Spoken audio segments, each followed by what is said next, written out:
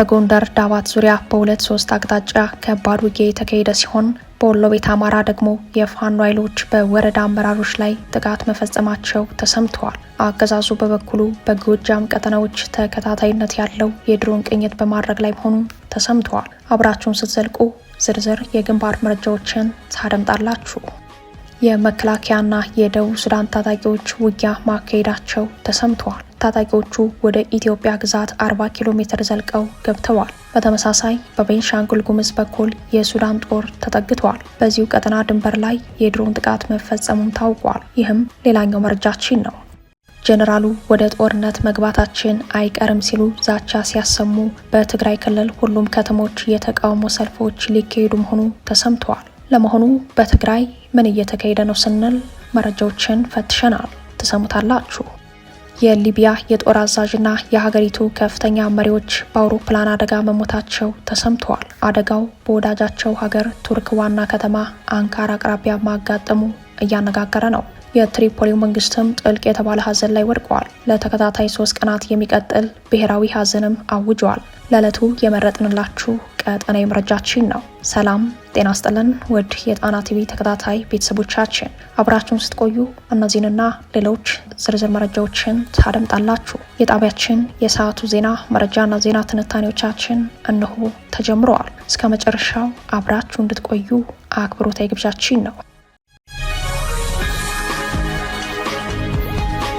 በጎንደር ዳባት ዙሪያ በ2-3 አቅጣጫ ከባድ ውጊያ የተካሄደ ሲሆን በወሎ ቤት አማራ ደግሞ የፋኖ ኃይሎች በወረዳ አመራሮች ላይ ጥቃት መፈጸማቸው ተሰምተዋል። አገዛዙ በበኩሉ በጎጃም ቀጠናዎች ተከታታይነት ያለው የድሮን ቅኝት በማድረግ ላይ መሆኑ ተሰምተዋል። የፋኖ ኃይሎች በጎንደር ዳባት ዙሪያ ከአገዛዙ ጦር ጋር ውጊያ ሲያካሂዱ ማርፈዳቸው ተሰምተዋል። አፋብሃ በላይ እዝ የደጃዝማች 4ኛ ኮር ዘርአይ ክፍለ ጦር የፋኖ ኃይሎች ከዳባት ከተማ በስተ ምስራቅ በኩል ቃርሃ በተሰኘ ቦታ ለከበባ ከመጣው የብልጽግናው ጦር ጋር ውጊያ ማካሄዳቸውን የገለጸው እዙ ከፊሉን ቆርጦ በማስቀረት የተሳካ ውጊያ ማድረጉን አስታውቋል። በርካታ ሰራዊት ሞትና ቁስለኛ ሆኖበታል በተባለው በዚህ ውጊያ የቀረው የአገዛዙ ጦር ወደ ዳባትና ወቅን ከተሞች መሸሹ ታውቋል። በዚህ አውደ ውጊያ በዳባት አቅራቢያ በሌላኛው የመሬት ገጽ በመጠጋት ውጊያ በመክፈት ስልታዊ ወታደራዊ ድጋፍ ያደረጉት የዳግማዊ ቴዎድሮስ 5ኛ ኮር ጎንደሬ በጋሻው ክፍለ ጦር የፋኖ ኃይሎች መሆናቸውን አፋብሃ በላይ እዝ ገልጿል። በዚህ ግንባር ለጊዜው በአሃዝ ያልተረጋገጠ የአገዛዙ ሰራዊት ሞትና ቁስለኛ መሆኑ በግንባር መረጃው ላይ ተመላክተዋል። በሌላ መረጃም የፋኖ ኃይሎች በወሎ ቤት አማራ ምዕራባዊ ክፍል የገነቴ ከተማ አቅራቢያ የደፈጣ ጥቃት የብልጽግና ቁልፍ አመራሮች መመታታቸውን አፋብሃ ምኒልክ ዕዝ አስታውቋል። እዙ በግንባር መረጃው ላይ እንዳረጋገጠው ጥቃቱ በ2 ወረዳ አመራሮች ላይ ጥቃት የተፈጸመ ሲሆን በጥቃቱም አጃቢዎቻቸው ሲገደሉ አመራሮች ክፉኛ ቆስለዋል ብሏል። ምኒልክ ዕዝ ንጉስ ሚካኤል አሊኮር ሳጅን አደማሊ አባናዶ ክፍለ ጦር ወደ ወግዲና መካነ ሰላም አቅጣጫ ሲጓዙ በነበሩ የወረዳ አመራሮች ላይ ነው ጥቃት መክፈቱ የታወቀው። የቦረና ወረዳ አስተዳዳሪ አቶ ገበያው በቀለ ጭንቅላታቸው ላይ ክፉኛ መቁሰላቸው የታወቀ ሲሆን የቦረና ወረዳ ሰላምና ጸጥታ ጽሕፈት ቤት ኃላፊ አቶ አለምነው ስዩም ወገባቸው ላይ ከባድ ጉዳት እንዳስተናገዱ በመረጃው ላይ ተመላክተዋል። የወረዳው ብልጽግና ጽሕፈት ቤት ኃላፊ አቶ አብዱረህማን ደረሰ ደግሞ የግለሰብ ቤት ውስጥ ገብተው እንደተረፉ፣ ከዚህ በተጨማሪ የወግዲ ወረዳ የብልጽግና ጽሕፈት ቤት ኃላፊ አቶ መሐመድ ግዛው መቁሰላቸው ተረጋግጧል። የእነዚህ 2 ወረዳ አመራሮች አጃቢዎች ግን እንደሞቱ አፋብሃ ይፋ አድርጓል። በኮሎኔል ጠጁ ሙላቴ የሚመራው የሰሜን ምስራቅ እዝ 801ኛ ኮር 45ኛ ክፍለ ጦርና አድማ ብተና ከሰላም አስከባሪዎች ጋር በመሆን የእጀባ ስራ እሰራለሁ ብሎ እንቅስቃሴዎችን ቢያደርግም የወረዳ አመራሮችን ከተሰነዘረባቸው ጥቃት ማትረፍ አልቻለም። የሳጅን አደማሊ አባናዶ ክፍለ ጦር የፋኖ ኃይሎች በአንድ ሳምንት ውስጥ በአገዛዙ ጦር ላይ በፈጸሙት የደፈጣ ጥቃት 33 ሞት 13 ቁስለኛ ጉዳት ማድረሱን በግንባር መረጃው ላይ አመላክተዋል።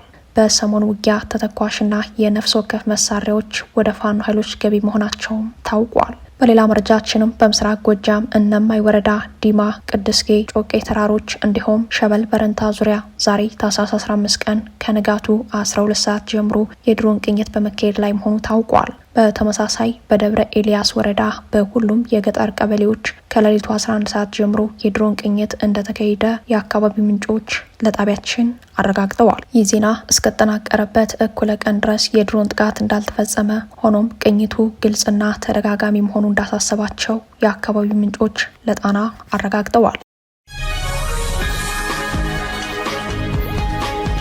የመከላከያና የደቡብ ሱዳን ጦር ሰራዊት ውጊያ ማካሄዳቸው ተሰምተዋል። ታጣቂዎቹ ወደ ኢትዮጵያ ግዛት 40 ኪሎ ሜትር ዘልቀው ገብተዋል። በተመሳሳይ በቤንሻንጉል ጉሙዝ በኩል የሱዳን ጦር ተጠግተዋል። በዚሁ ቀጠና ድንበር ላይ የድሮን ጥቃት መፈጸሙም ታውቋል። የደቡብ ሱዳን ጦር ሰራዊትና ታጣቂዎች ወደ ኢትዮጵያ ግዛት እስከ 40 ኪሎ ሜትር ዘልቀው በመግባት ጥቃት መሰንዘራቸውን ቀጥለዋል። ታጣቂዎቹ በጋምቤላ ክልል 2 ወረዳዎች በመግባት ጥቃት ሲፈጽሙ ቆይተዋል። አሁን ደግሞ ከመከላከያ ጋር ውጊያ ማካሄዳቸውም የአካባቢው ምንጮች ጠቁመዋል። የደቡብ ሱዳን ጦር ሰራዊትና ታጣቂዎች በኢትዮጵያ ድንበር እስከ 40 ኪሎ ሜትር ዘልቀው በመግባት ከመከላከያና ከአካባቢው የጸጥታ ኃይሎች ጋር ለረጅም ሰዓት መዋጋታቸው ነው የታወቀው። ይህም ኢትዮጵያ በቀጠናው የውክልና ጦር ሜዳ እንዳትሆን የሚለውን ስጋት የጨመረ ሆኗል። ወደ ኢትዮጵያ ግዛት ዘልቆ በመግባት ከመከላከያው ጋር የተዋጋው የደቡብ ሱዳን ታጣቂ ነጩ ጦር ወይንም ዋይት አርሚ ከሚባለው ቡድን ጋር ሲሆን ይህ ቡድን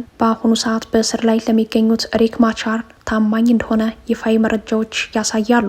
ሪክ ማቻርን በቁጥጥር ስር ያዋለው በሳልቫኪር የሚመራው የደቡብ ሱዳን ጦር የኢትዮጵያ ድንበር ጥሶ አንድ ወረዳ ሙሉ መቆጣጠሩም ይታወቃል። ከዚህ ቀደም የጦር ወረራውን ለማስተባበል የሞከረው የደቡብ ሱዳን ጦር በድንበር አካባቢ ተሸሽገዋል ባላቸው ታጣቂ ኃይሎች ላይ እርምጃ እየወሰድኩ ነው የሚል መረጃ ቢያሰራጭም እውነታው ግን በታጣቂ ኃይሉ ላይ ከወሰደው እርምጃ ጋር ምንም አይነት ግንኙነት ሊኖረው በማይችል ሁኔታ ወረራ መፈጸሙ ላይ ነው። በወረራው በኢትዮጵያ ግዛት በጋምቤላ ክልል ኑዌር ዞን ላሬ ወረዳ ስር የምትገኝ ሌንደይ የምትባል መንደር ገብቶ በመንደር ማሰባሰብ የአካባቢውን ማህበረሰብ በጅምላ ማፈናቀሉ ይታወሳል። የአርብቶ አደሮችን ከብቶች ጨምሮ በርካታ ንብረት የዘረፈው የደቡብ ሱዳን ጦር በደረሰበት ቦታ ሁሉ የደቡብ ሱዳን ሰንደቅ ዓላማ መስቀሉ በርካታ ኢትዮጵያውያንን እንዳስቆጣ አይዘነጋም። ከሰሞኑ ደግሞ መደበኛ ያልሆነ ታጣቂ ነጩ ጦር ወይንም ዋይት አርሚ ወደ ኢትዮጵያ በኢትዮጵያ ግዛት ዘልቆ በመግባት በጋምቤላ ክልል ኑዌር ዞን ላሬ ወረዳ ስር በሚገኙ አካባቢዎች ከባድ ውጊያ ማድረጉ ነው ከአካባቢው ምንጮች የተረጋገጠው። ውጊያውን ተከትሎ የአካባቢው ማህበረሰብ በጅምላ መፈናቀላቸውም ታውቋል። የብልጽግናው አገዛዝ በአስገዳጅ ሁኔታም ቢሆን ወደ አካባቢው ሰራዊት በማንቀሳቀስ ከውጭ ኃይሎች ጋር ውጊያ ላይ መሆኑን የተሰማው። በሌላ በኩል በቤንሻንጉል ጉሙዝ ክልል በማንኩሽ አልመሃል ከወደ ሱዳን አዲስ ኃይል ወደ ኢትዮጵያ ድንበር መጠጋቱ ተጨማሪ ስጋት ፈጥሯል። በአሶሳ መስመር ዘገን ወረዳና አካባቢው ከሱዳን ብሉ ናይል ግዛት አዲስ ጦር መጠጋቱ በደቡብ ምዕራብ ኢትዮጵያ ቀጠናዎች ላይ ከፍተኛ ስጋት ፈጥሯል። በተለይም በቤንሻንጉል በጋምቤላና የወለጋ ኢሊባቡር አዋሳኝ አካባቢዎች የስጋት ቀለበት ውስጥ የገቡ ሆነዋል። ወደ ቶንጎና አካባቢው በርካታ የደቡብ ሱዳን ጦር ሰራዊትና ታጣቂዎች መግባታቸው ደግሞ ጋምቤላን ዋነኛው የጦርነቱ ሜዳን እያደረጋት ይገኛል ተብሏል። በተመሳሳይ መረጃ በዚሁ ቀጠና የድሮን ጥቃት እንደተፈጸመ ተሰምቷል። ሆኖም የድሮን ጥቃቱ በማን እንደተፈጸመ እስካሁን አልታወቀም። ከዚህ ጋር ተያይዞ የተባበሩት መንግስታት ድርጅት የጸጥታው ምክር ቤት በሱዳን የቀጠለው የውክልና ጦርነት ወደ ኢትዮጵያ ሊሰፋ እንደሚችል ስጋቱን በተጨባጭ አስቀምጧል።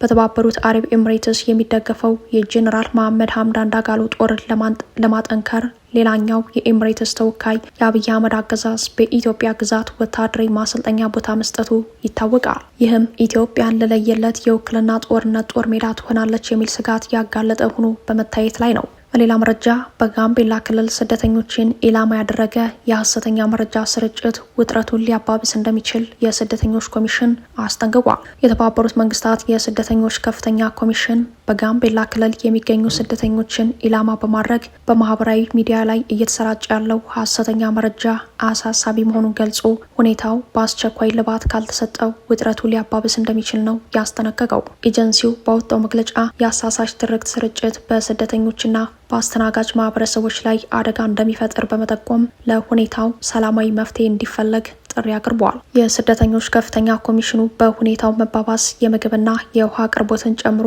አንዳንድ ሰብአዊ አገልግሎቶችን ለጊዜው ለማቋረጥ መገደዱን ገልጸዋል። ስደተኞች ከሀገራቸው ጥቃት ሸሽተው ደህንነት ፍለጋ የመጡ በመሆናቸው በጅምላ ተጠያቂነት ሊፈረጁ አይገባም ሲልም አሳስበዋል። ኤጀንሲው የሲቪልና ሰብአዊ ባህሪ ያለው ጥገኝነት ለድርድር የማይቀርብ መርህ መሆኑን አጽንኦት ሰጥቷል። በጋምቤላ የቀጠለውን ግጭት ተከትሎ ኤጀንሲው የእርዳታ አቅርቦት ማቋረጡን ያስታወቀው ከሰሞኑ ነው። ድርጅቱ እርዳታውን ለማቆም የተገደደው በክልሉ ከተቀሰቀሰው ግጭት ጋር በተያያዘ መሆኑን ገልጿል።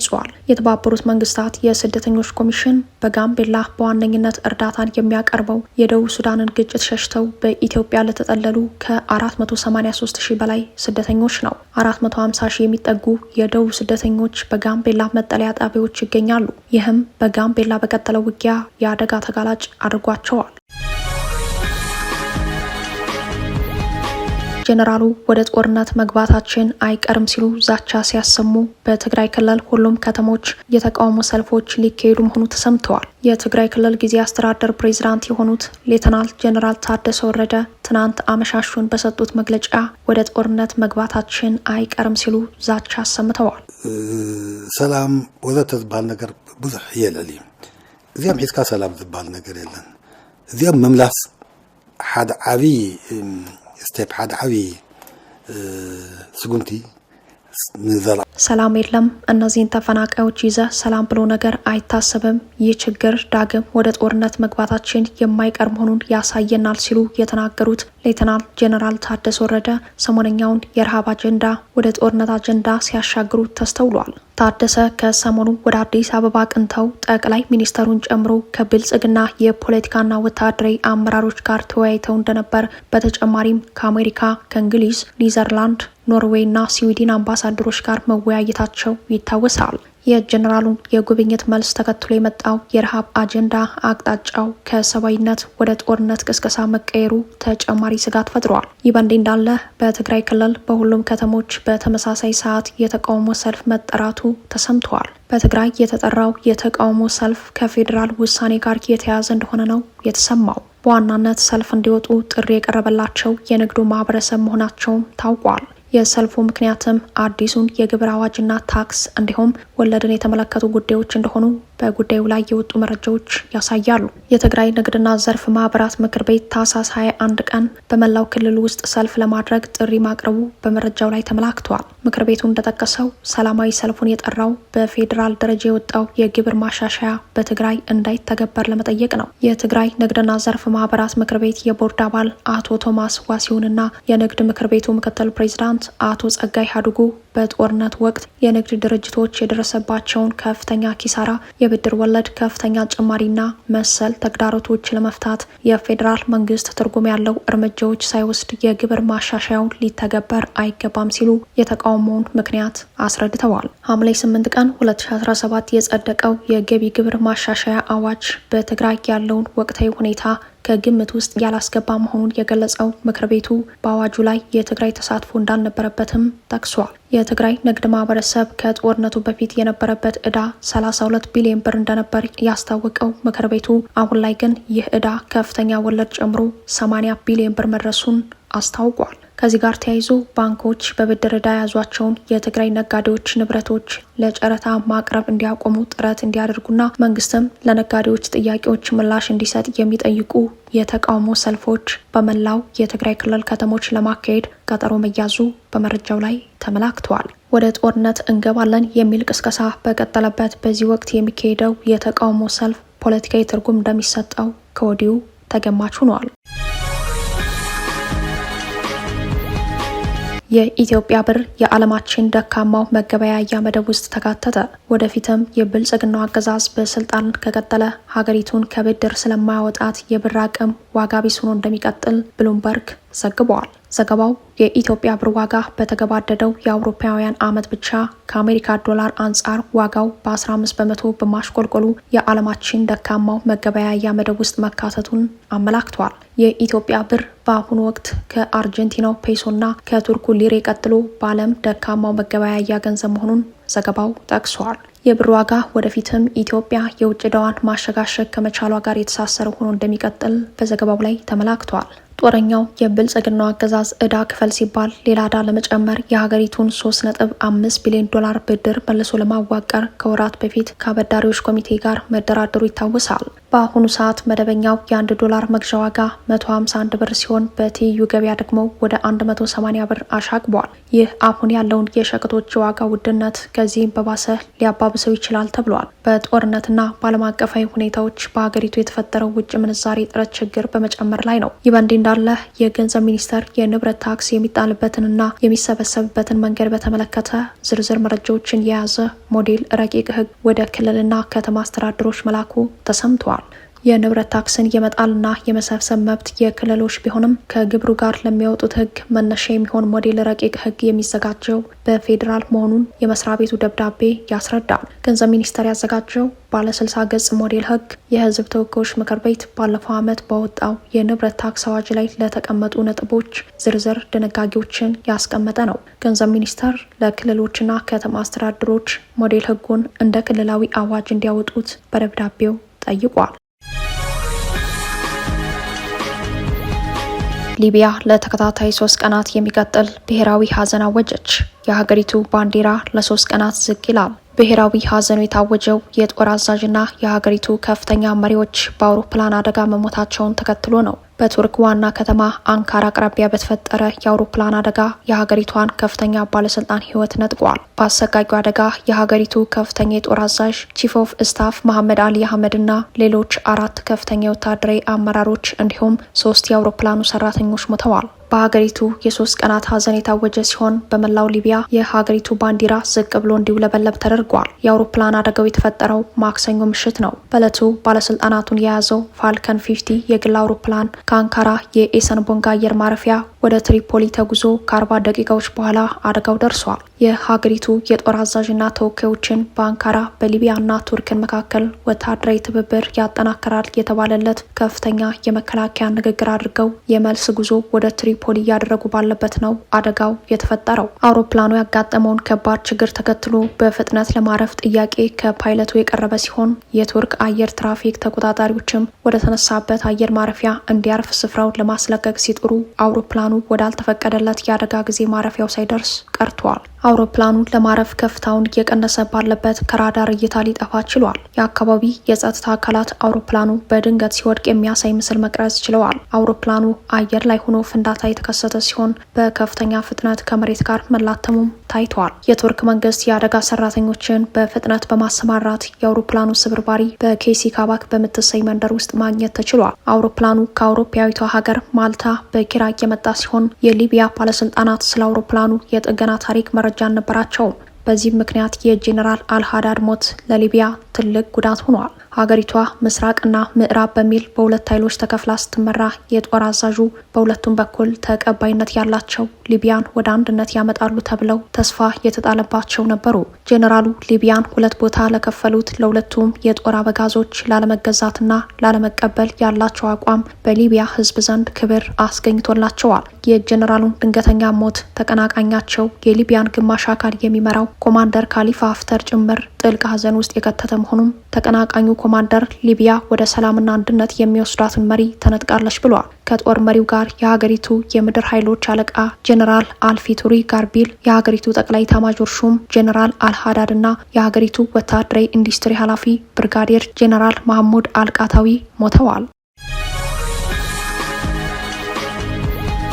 ክቡራትና ክቡራን ቤተሰቦቻችን ለሰዓቱ የተሰናዱት መረጃዎቻችን የተከታተሏቸውን ይመስሉ ነበር። አብራችሁን ስለቆያችሁ ልባዊ ምስጋናችን ድረሳችሁ እያልን የጣና ቲቪ ወቅታዊ ዜናዎች፣ ትንታኔዎችና ልዩ ልዩ ፕሮግራሞች እንዲደርሷችሁ ቻናላችን ሰብስክራይብ በማድረግ ቤተሰብ ይሁኑ። በተሳትፎ የትግል ሚዲያው እንዲያጠናክሩ ጥሪያችን እናቀርባለን። ጣና ቲቪ ከሀቅ ጋር